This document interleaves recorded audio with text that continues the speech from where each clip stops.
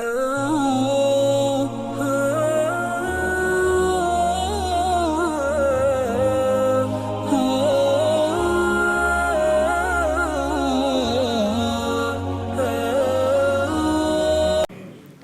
اور یہ انجینئر کے فتنے کا ایک بہت بڑا سوال ہے جی کہ حضرت عمار کو آپ نے فرمایا تھا تجھے خارجی گروہ قتل کرے گا، تقتل فئۃ الباغیہ، باغی گروہ قتل کرے گا۔ وہ کہتے ہیں حضرت امیر معاویہ معاذ اللہ باغی تھے۔ یہ بہت بڑا بکواس کرتا ہے انجینئر حضرت امیر معاویہ کو باغی ثابت کرنے کے لیے، اس کا تھوڑا سا بتائیں۔ ہاں جی، اصل میں ہوتا یہ ہے، میں نے پہلے بتایا تھا نا کہ قادیانی بھی قرآن کی آیتیں پیش کرتے ہیں، حدیثیں بھی پیش کرتے ہیں۔ اگر آپ کسی قادیانی بچے سے بھی بات کریں نا تو کم از کم 10 آیتیں اس نے بھی فر یاد کی، نمبر یاد کیے ہوئے، ٹھیک ہے، سورت نمبر یہ اور آیت نمبر یہ اور یہ آیت ہے۔ اب اسے ثابت کیا ہونا ہے، وہ تو نہیں ثابت ہوتا جو وہ کرنا چاہتا ہے، لیکن آیتیں تو پڑھتا ہے نا، روب تو ڈال لیتا ہے، جی مجھے اتنی آیتیں یاد ہیں۔ اگر آپ اس سے کہیں نا توحید پر کسی آیت کا نمبر بتائیں، نہیں بتائے گا آپ کو۔ توحید رسالت پر کسی آیت کا نمبر بتائیں، نہیں بتائے گا، حتیٰ کہ خاتم النبیین والی آیت کا بھی نمبر شاید اس کو نہ آتا ہو۔ لیکن وہ 2-4 آیتیں جو جس سے انہوں نے توڑ مروڑ کر وہ مسئلہ نکالنے کی کوشش کی کہ نبوت جاری ہے، وہ اس کو حفظ ہوں گی۔ ایسے ہی ہمارے جو انجینئر صاحب ہیں انہوں نے چند حدیثوں کے نمبر رٹے ہوئے، مطلب صحیح بخاری کی 2812 بحث کی، صحیح مسلم کی 240 نمبر حدیث ہے، سنن نبی داؤد کی 4131 نمبر ہے، سنن نسائی کی 3009 نمبر ہے، بس 2-4 حدیثیں۔ آپ یقین کریں، میں قسم اٹھا کے کہتا ہوں، میرا چیلنج ہے، کبھی اس سے ملاقات ہو، آپ چلے جائیں اکیڈمی میں، چلے جائیں کبھی آزمانے کے لیے، اسے پوچھیں کہ حضرت صاحب یہ نا وضو میں ہم ناک میں پانی ڈالتے ہیں، کس طرح ڈالنا ہے، اس کا نمبر ذرا مجھے بتا دیں، سمجھ گئے؟ اچھا، قرآن کریم سے توحید کی 10 آیتیں ہمیں نمبر کے ساتھ سنا دیں، نبی کریم صلی اللہ علیہ وسلم کی احادیث سنت پر عمل کرنے کے حوالے سے ہمیں 10 کے نمبر بتا دیں، نہیں بتائے۔ وہ عام بندے کو متاثر کیا کر رہا ہے، وہ تو بندہ سنتا اچھا یہ تو بڑا حافظ حدیث ہے، وہ تو کبھی سامنے آئے نا تو پتہ چلے کہ کتنی حدیثیں اس کو حفظ ہیں۔ اب نمبر یاد کیے ہیں، اب صحیح بخاری کی حدیث 2812، یہ جو میں بتایا کہ باغی گروہ قتل کرے، سب سے پہلے تو ہم دیکھتے ہیں کہ باغی کا کیا ہوتا ہے، باغی کیا ہوتا ہے، پھر ہم دیکھتے ہیں کہ کیا سیدنا معاویہ رضی اللہ عنہ کا ذکر ہے اس حدیث میں، نبی کریم صلی اللہ علیہ وسلم نے فرمایا کہ معاویہ باغی ہیں، یا پھر سیدنا معاویہ رضی اللہ عنہ کے جو ساتھی ہیں ان میں سے کوئی ہے کیا اس حدیث میں کوئی ذکر؟ اب اس حدیث میں کیا ہے کہ عمار رضی اللہ عنہ کو نبی کریم صلی اللہ علیہ وسلم نے فرمایا کہ عمار آپ کو ایک باغی گروہ قتل کرے گا۔ اب لفظ باغی پہ آتے ہیں، سب سے پہلے باغی کا معنی کیا ہے؟ دیکھیں جب آپ قرآن پڑھیں گے، آپ حدیث پڑھیں گے، بار بار آپ کو یہ چیز نظر آئے گی کہ ایک لفظ کے 2 3 4 5 بہت کئی معنی ہیں۔ لفظ کفر ہے، کتنا عام لفظ ہے، کفر کا لفظ سنتے ہیں نا آپ، کفر، ہم کہتے ہیں فلاں نے کفر کر لیا ہے، بڑی استغفر اللہ، مطلب دین اسلام کا انکار کر دیا، دین سے نکل گیا، یہی کفر کا معنی نا ہمارے نزدیک۔ لیکن قرآن میں بھی حدیث میں بھی ایک دوسرا معنی بھی ہے جس میں اسلام سے نکلنا بالکل نہیں ہوتا۔ مثلا آپ صلی اللہ علیہ وسلم نے فرمایا عورتوں کو کہ تکفرن العشیرہ، آپ خامدوں کے بارے میں کفر کرتی ہیں۔ اب وہاں ہے نافرمانی، خامدوں کی نافرمانی، ناشکری وہاں معنی ہے، وہاں دین اسلام سے نکلنا معنی نہیں۔ دوسری حدیث ہے صحیح بخاری میں، رسول اللہ صلی اللہ علیہ وسلم نے فرمایا کہ سباب المسلم فسوق وقتالہ کفر، کہ مسلمان کو گالی دینا یہ فسق ہے اور مسلمان سے لڑائی کرنا کفر ہے۔ لفظ یاد رکھنا ہے قتال، لفظ یاد رکھنا ہے قتال، قتال کا معنی ہوتا ہے لڑائی، قتال کا کیا معنی ہوتا ہے؟ مطلب آپ لڑے ہیں، کوئی بندہ بھی نہیں مرا تو قتال ہے، یہ کیا ہے؟ قتال ہے، مر گئے ہیں تب بھی قتال ہے۔ قتال کا معنی صرف لڑائی ہے، یعنی آپ نے ہاتھ اٹھا لیا، آپ نے ڈنڈا اٹھا لیا، آپ نے کوئی گن اٹھا لیا، آپ نے تلوار اٹھا لی ایک دوسرے کے خلاف، دو بدو لڑائی ہوگی، اس کو کیا کہتے ہیں؟ قتال۔ آپ نے فرمایا کہ مسلمان سے لڑائی کرنا کیا ہے؟ کفر ہے. کیا ہے اس کا مطلب؟ کیا ہوا؟ کیا اس کا مطلب یہ ہے کہ جو دو مسلمان آپس میں لڑ جائیں، کچھ انمکے ہو جان تو کافر ہو جاتے ہیں، دائرہ اسلام سے نکل جاتے ہیں، دوبارہ ان کو کلمہ پڑھو تو کافر ہو گئے؟ ہوتا ہے ایسے؟ پھر کفر کا اس کا مطلب کوئی اور معنی بھی ہے. کفر کا اور معنی بھی ہے، وہ ہے نافرمانی. بھی اللہ پسند نہیں کرتا، گناہ کا کام ہے، یہ نہیں کرنا، لڑائی نہیں کرنا. بات سمجھ گئے؟ بھی ایک لفظ کے کئی معنی ہوتے ہیں. میں نے مثال دے کے بتایا ہے، آپ خود پڑھ سکتے ہیں، پرکھ سکتے ہیں. یہ کوئی اتنا بڑا کوئی الجبرے کا سوال نہیں، ٹھیک ہے؟ آسان بات کہ ایک لفظ کے کئی معنی ہوتے ہیں.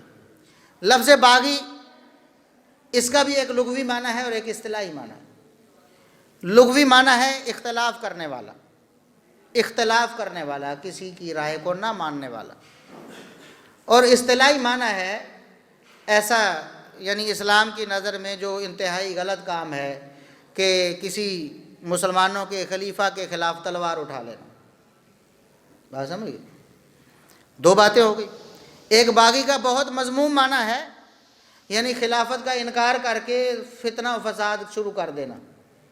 ٹھیک ہے؟ جس طرح آج ہمارے ملک میں بھی کہتے ہیں بغاوت بہت بڑا، بغاوت یہ سب سے بڑا جرم ہے.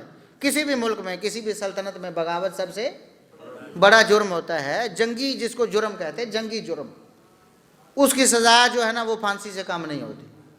بغاوت کی سزا پھانسی سے کم نہیں ہوتی. جس پر وہ لگ گئی نا کہ یہ باغی ہے، بغاوت ہے، اس کی سزا پھانسی سے کم نہیں. یعنی یہ انتہائی قدم ہے اور اس کی سزا بھی انتہائی.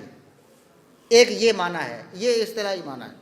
اور ایک لغوی معنی ہے کسی سے بھی اختلاف کریں، کوئی راستہ آپ چھوڑ دیں کہ نہیں جی یہ راستہ میں نہیں اپناتا، اس کو بھی، اس پر بھی لفظ باغی کا اطلاق ہو جاتا ہے. بغاوت یہ لغوی معنی ہے. جس طرح کفر کا لغوی معنی ہے نا انکار کرنا، اور اصطلاحی معنی ہے دین اسلام سے ہی نکل جانا.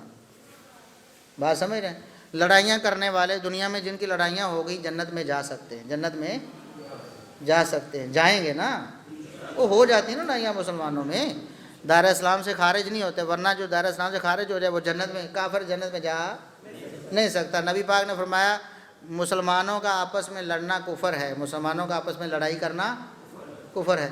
اب کوئی بدبخت اٹھے، کوئی انجینئر جیسا کوئی بندہ، وہ کہے نعوذ باللہ، اور جس طرح خارجیوں نے کہا کہ حضرت علی بھی دائرہ اسلام سے نکل گئے، حضرت معاویہ بھی نکل گئے، نعوذ باللہ ثم نعوذ. کیوں؟ نبی پاک نے فرمایا ہے قتالہ کفر، مسلمان سے لڑائی کرنا کیا ہے؟ اور کی تو ہے نا دونوں گروہوں لڑائی، ہو گئی نا، کی نا لڑائی. تو جس طرح صحابہ کرام پر اس حدیث کو فٹ کرنا صحیح نہیں، باوجود اس کے کہ لڑائی کی ہے، لڑائی کی ہے، لڑائی، اس کے باوجود صحابہ کرام پر اس حدیث کو فٹ کرنا صحیح. یہ منافق بھی فٹ نہیں کرتے نا، ورنہ کہیں کم از کم سیدنا معاویہ کو تو کافر کہیں گے نا اگر یہ حدیث فٹ ہو. نبی پاک نے فرمایا ہے کہ مسلمان سے لڑائی کرنا کیا ہے؟ اگر یہ وہی معنی ہے کفر کا جو دائرہ اسلام سے خروج ہے، نکل جانا ہے، تو اس کا مطلب ہے کہ دونوں گروہ نعوذ باللہ دائرہ اسلام سے نکل گئے، یا کم از کم ایک گروہ تو نکل گیا. لیکن ایسا وہاں اصطلاحی معنی نہیں ہے، وہاں اصطلاحی معنی نہیں ہے. وہاں نبی کریم صلی اللہ علیہ وسلم کے فرمانے کا مطلب یہ ہے کہ یہ نافرمانی ہے. یہ کیا ہے؟ مطلب اللہ کو اچھا نہیں لگتا مسلمان آپس میں لڑائی کرے. ٹھیک ہے؟ اور پھر صحابہ پر یہ فٹ بھی، صحابہ اس سے مستثنا ہیں، صحابہ اس سے، وہ علی رضی اللہ عنہ نے لڑائی کی لیکن اس حدیث پہ کہ وہ مصداق بنے نہیں بنے نا. لڑائی تو کی انہوں نے لیکن اس حدیث کے مصداق نہیں بنے کہ صحابہ اس سے مستثنا ہیں. ایسے ہی نبی کریم صلی اللہ علیہ وسلم نے فرمایا کہ عمار کو ایک باغی گروہ قتل کرے گا. تو باغی گروہ سے کیا مراد ہے؟ کیا وہ باغی جس کو نبی کریم صلی اللہ علیہ وسلم نے فرمایا کہ یہ جاہلیت کی موت مریں گے؟ باغیوں کے بارے میں یہی فرمایا کہ وہ جاہلیت کی موت مریں گے. وہ کیا؟ جاہلیت کی موت مریں گے. ایک طرف وہ معاویہ ہیں کہ نبی فرماتے ہیں یہ جنتی ہیں، نبی فرماتے ہیں یہ، بولے نا. اب صحیح بخاری کی 2812 تو یاد آ گئی، 2799 یاد نہیں آئی. کہ نبی کریم صلی اللہ علیہ وسلم نے فرمایا اول جیش من امتی یغزون البحر کذوجب، پہلا لشکر جو غزوہ بحر کرے گا میری امت میں سے، ان پر ان کے لیے جنت الاٹ ہو چکی ہے۔ سیم یہ الفاظ اگر ہم اپنی زبان میں کہیں کہ انہوں نے اپنی جنت الاٹ کروا لی ہے، اوجبو کا یہ معنی ہے کہ انہوں نے اپنی جنت الاٹ، ایک ایک سپاہی اور ایک ایک فوجی جو غزوہ بحر میں موجود تھا اس کے لیے جنت الاٹ ہو گئی۔ اور جو سپہ سالار ہے جس کی کمان میں سارے جا کے وہ جہاد کر رہے ہیں، معاویہ رضی اللہ سیدنا معاویہ بن ابی سفیان رضی اللہ عنہ، بات سمجھ رہے ہیں آپ؟ یہ کیسے ہو سکتا ہے کہ وہ باغی جن کے بارے میں نبی نے فرمایا کہ جاہلیت کی موت مرتے ہیں، وہ جاہلیت کی موت مرتے ہیں۔ جاہلیت سے مراد آپ کہتے ہیں نا دور جاہلیت میں یہ ہوتا تھا، یعنی جب اسلام، جاہلیت کی موت کا مطلب ہے کفر کی موت۔ کیا مطلب ہے؟ کفر کی موت۔ نبی فرما رہے ہیں وہ جنتی ہیں، یہ کہہ رہے ہیں بدبخت کے نعوذ باللہ وہ کفر کی موت مرنے والے، نعوذ باللہ ثم نعوذ۔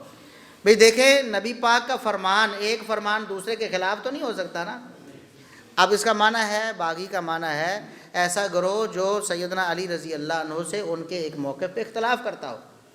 وہ موقف قصاص عثمان پر تھا، اور قصاص عثمان کیا تھا؟ سیدنا عثمان رضی اللہ عنہ شہید ہوئے تو صحابہ کرام کا ایک گروہ تھا، ان کا مطالبہ تھا سیدنا علی رضی اللہ عنہ سے آپ فی الفور قاتلوں کو قتل کریں۔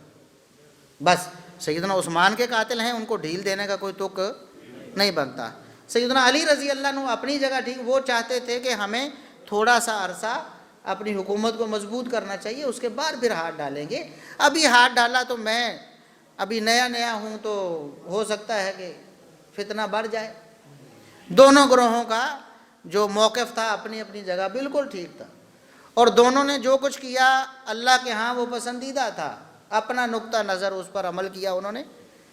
لیکن ایک گروہ تھا، اور پھر سوچنے کی بات ہے کہ سیدنا معاویہ رضی اللہ عنہ اکیلے، ان سے ایک سال پہلے سیدہ عائشہ رضی اللہ عنہا یہی مطالبہ کر چکی، اور اسی مطالبے کی بنا، اسی اختلاف کی بنا پر لڑائی بھی ہو چکی ہے ایک سال پہلے۔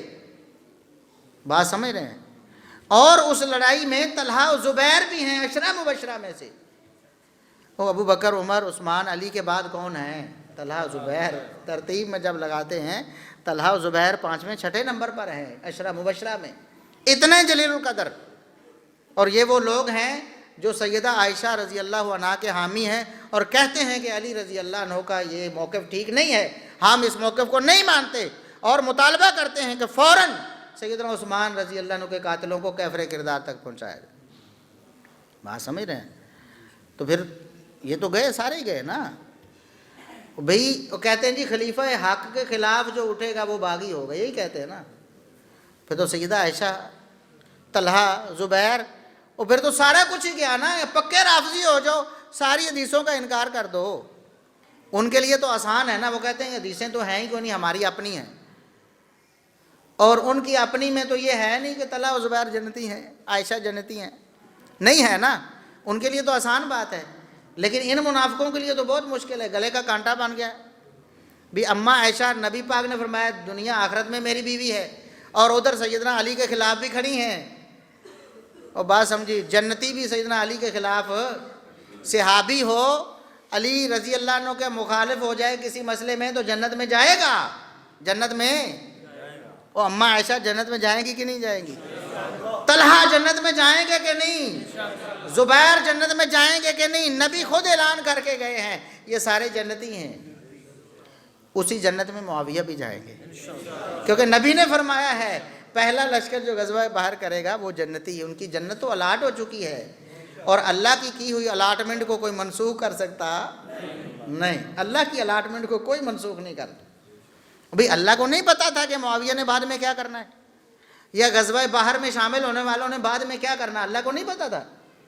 پتا تھا نا، اس کے باوجود ان کے لیے جنت کا پروانہ آ گیا، اللہ رب العزت نے رضامندی کا اعلان کر دیا۔ اور پھر بیت رضوان تو جانتے ہیں نا آپ، اب بعض لوگ ایسے کہتے ہیں سارے صحابہ واسطے جنتی بشارت کتنے آئی، تو ہم تو دکھاتے ہیں، سورہ حدید کی آیت نمبر 10 پڑھو بھی، وَكُلًّا وَعَدَ اللَّهُ الْحُسْنَىٰ، سب کے لیے جنت کا وعدہ ہے۔ اور وہاں پھر وہ تحریف کرتے ہیں، بریکٹ لگاتے ہیں، وہ کہتے ہیں الٹیمیٹلی سب کے لیے جنت کا وعدہ ہے، یہ الٹیمیٹلی. وہ کہتے تھے کہ یہ جو بریلوی ہیں نا، یہ انجینئر صاحب نے کہا یہ بریلوی ہیں، یہ بریکٹوں میں کام ڈالتے ہیں، بریکٹوں میں انہوں نے تحریف کرنی ہوتی ہے بریکٹ لگاتے ہیں، خود بریکٹ لگائی. بھئی کس لفظ کا ترجمہ ہے الٹیمیٹلی؟ اللہ فرماتا ہے وَكُلًّا وَعَدَ اللَّهُ الْحُسْنَى. کلن کا مطلب سب کے سب، صحابہ کا ذکر ہو رہا ہے نا. اللہ نے فرمایا جو پہلے ایمان لائے ہیں، جو بعد میں سابقون الاولون ہیں یا آخر میں ایمان لانے والے، فرمایا سب کے سب.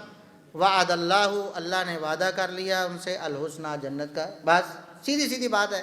الٹیمیٹلی کس کا ترجمہ ہے؟ یہ انجینئر صاحب کی بریکٹ ہے جو انہوں نے کام ڈالنے کے لیے لگائی، اپنا کام ڈالا ہے.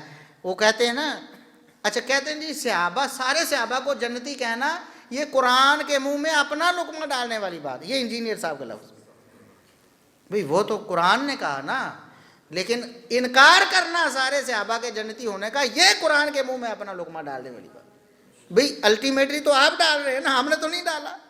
ہم تو کہہ رہے ایز اٹ، جیسے ہے ویسے مانو.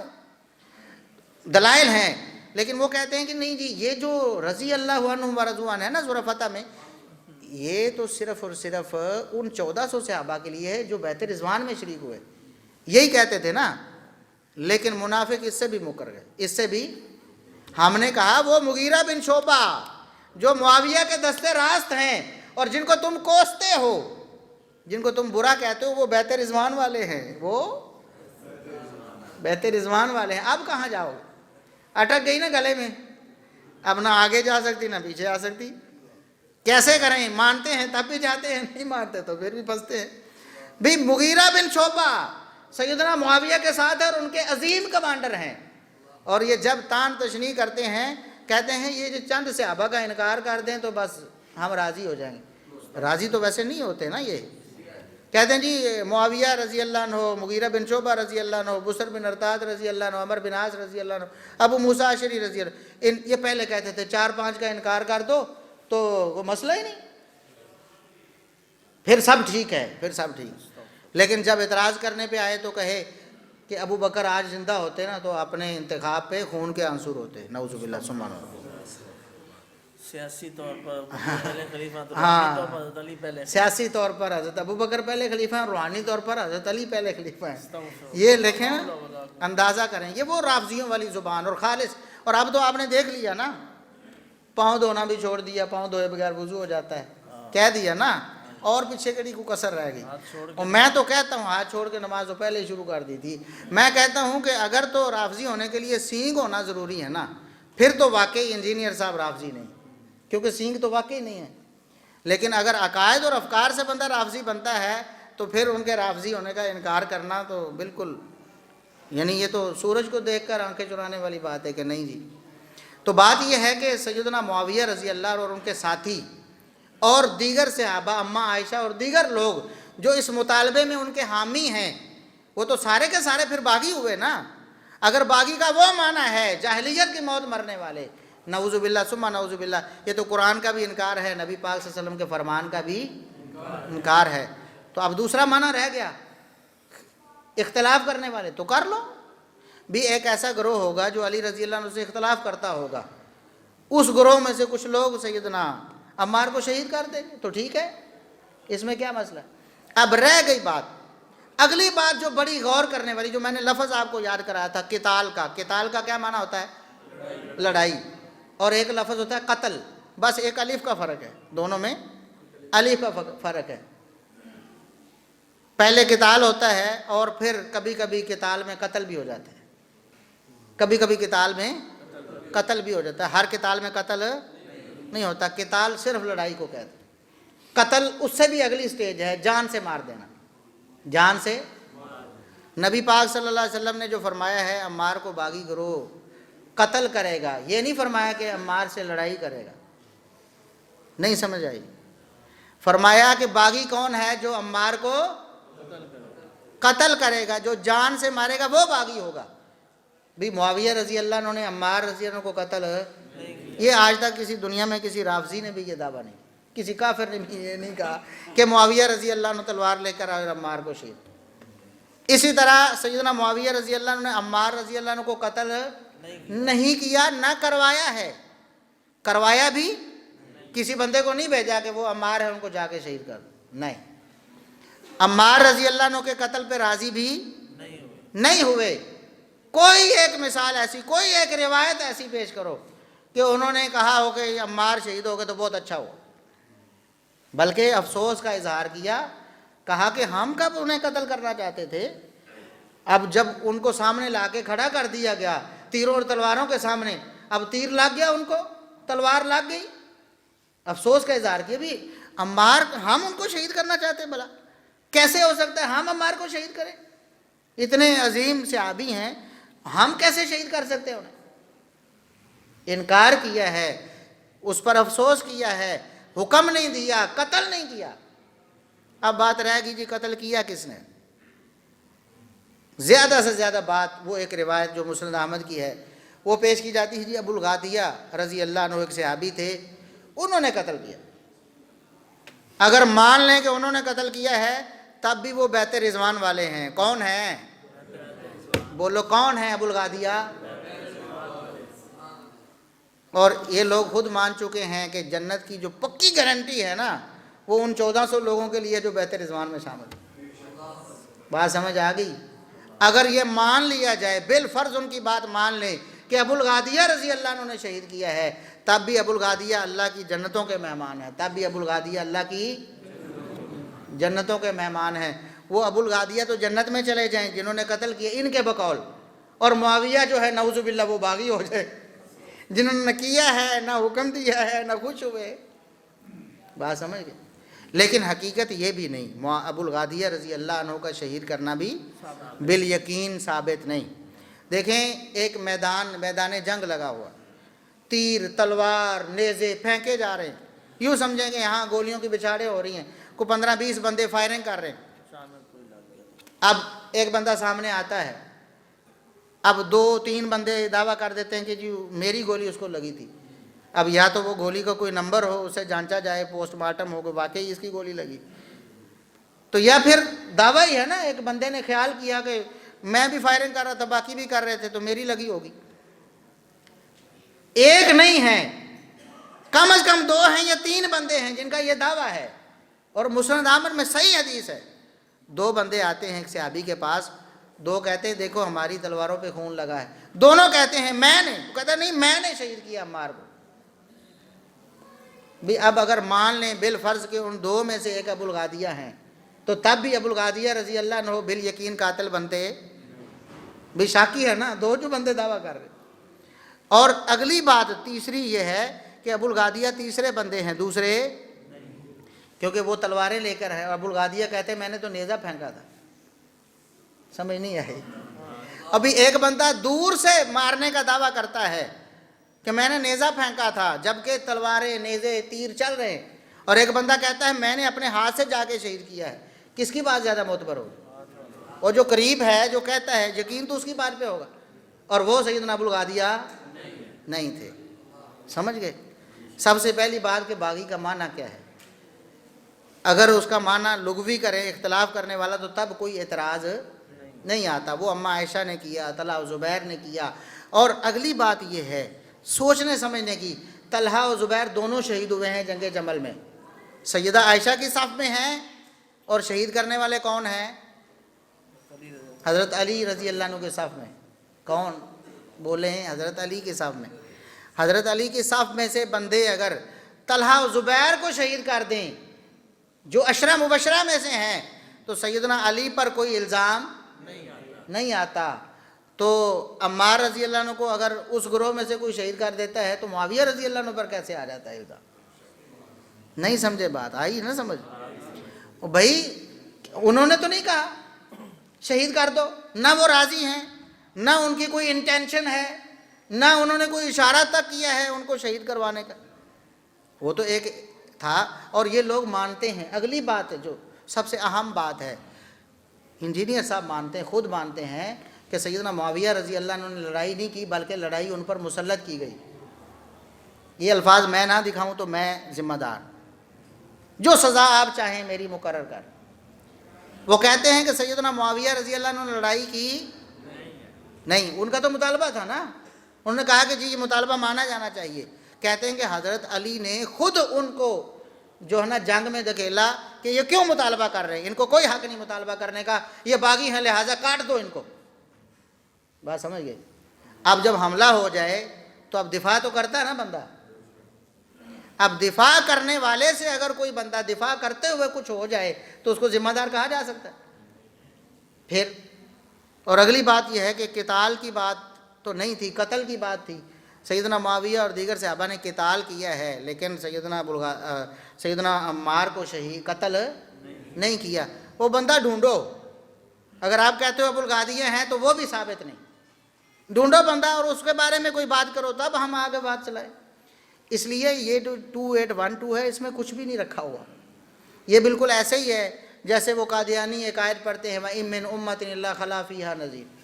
بھی ہر امت میں ڈرانے والا آیا تھا. ہم بھی تو امت ہیں 14ویں صدی میں, ہمارے پاس کیوں ڈرانے والا نہ آئے؟ سمجھ رہے ہیں؟ یہ دلیل ہے.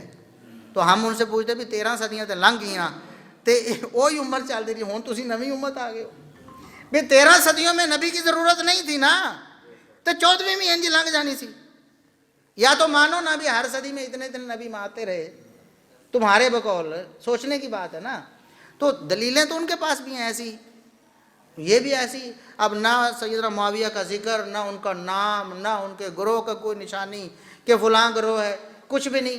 ایک عام حدیث کو پکڑا اور اس کو معاویہ رضی اللہ عنہ کے خلاف استعمال کرنا شروع کر دیا. ٹھیک ہے. اور خود سیدنا علی رضی اللہ عنہ جو اپنے خلاف لڑنے والے ہیں نا, ان کو جنتی سمجھتے تھے. کیا سمجھتے تھے؟ جنتی سمجھتے تھے. اور یہ مستدرک حاکم کی صحیح حدیث ہے.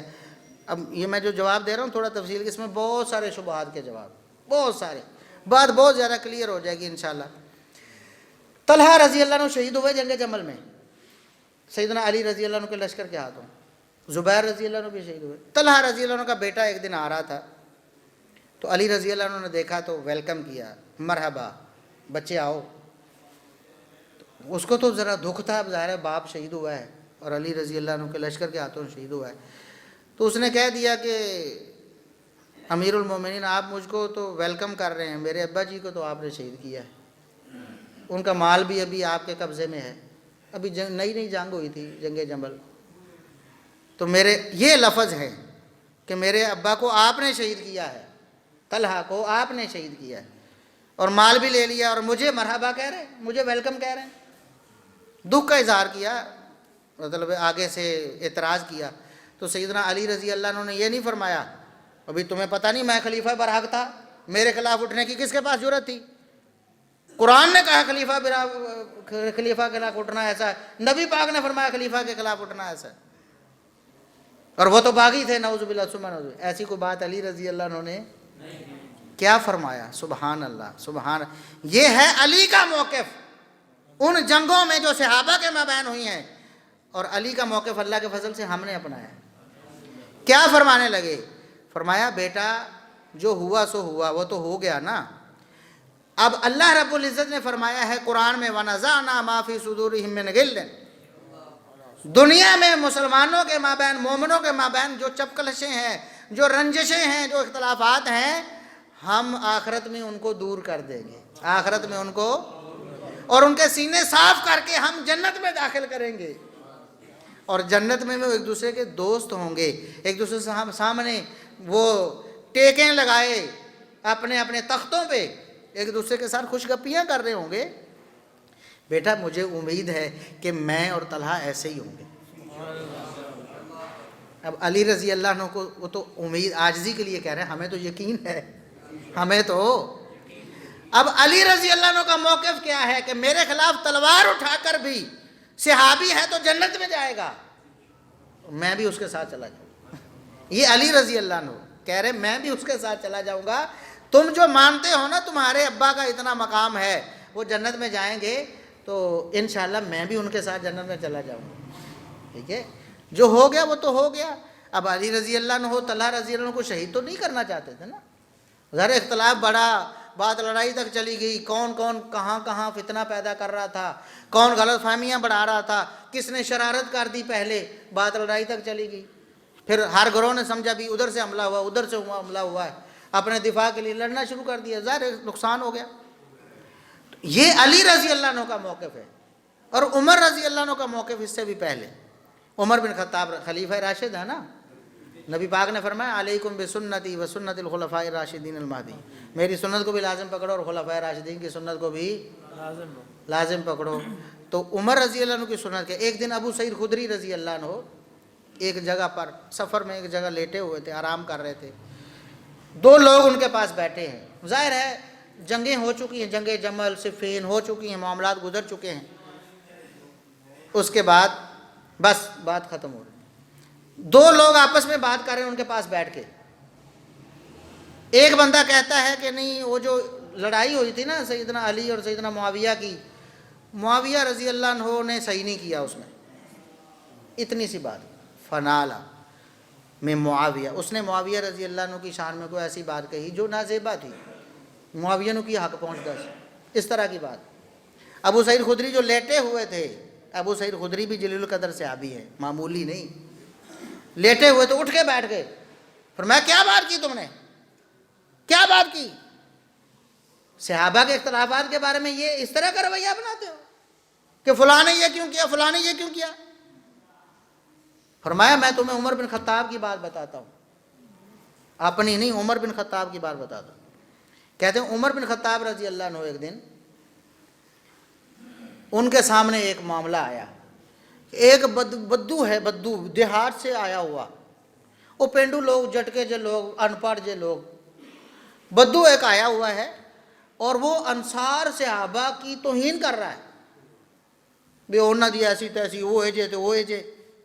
انصار کون ہے؟ نبی کریم صلی اللہ علیہ وسلم نے اے حدیثاں دے نمبر نہیں تو دسن دے انجینئر صاحب، یہ تو بتائیں گے کہ علی کی محبت ایمان ہے اور علی کا بغض نفاق ہے. بالکل ٹھیک ہے، 240 صحیح مسلم.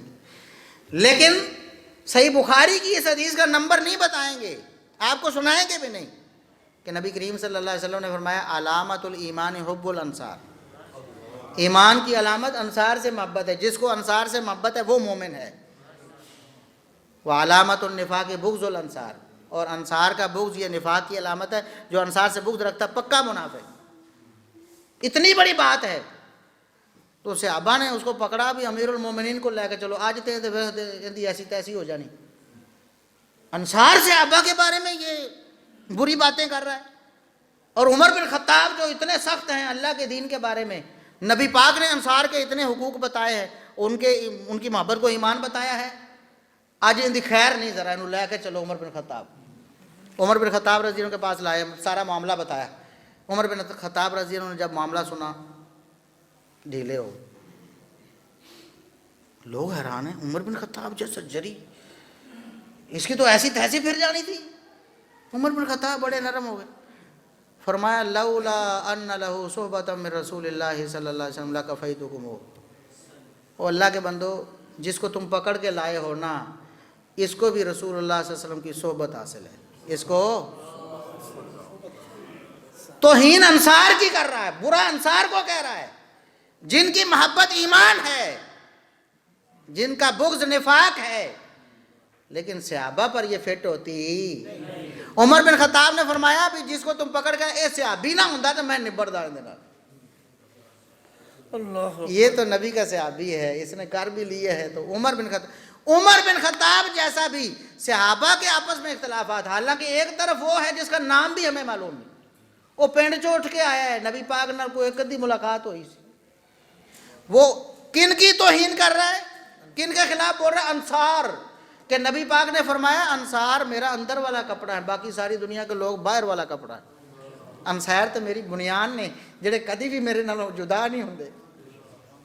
فرمایا اگر لو سالکت الانصار وادیا، اگر انصار ایک علاقے یا ایک وادی ایک راہ چلن، باقی ساری دنیا دوسری راہ چلے، میں سب نو چھڑ کے انصار دی راہ تے جاؤں. یہ انصار ہے. اس انصار کے بارے میں ایک ادنا سا صحابی کیا کہہ رہا ہے؟ برا بھلا کہہ رہا ہے، ان کو گالیاں دے رہا ہے.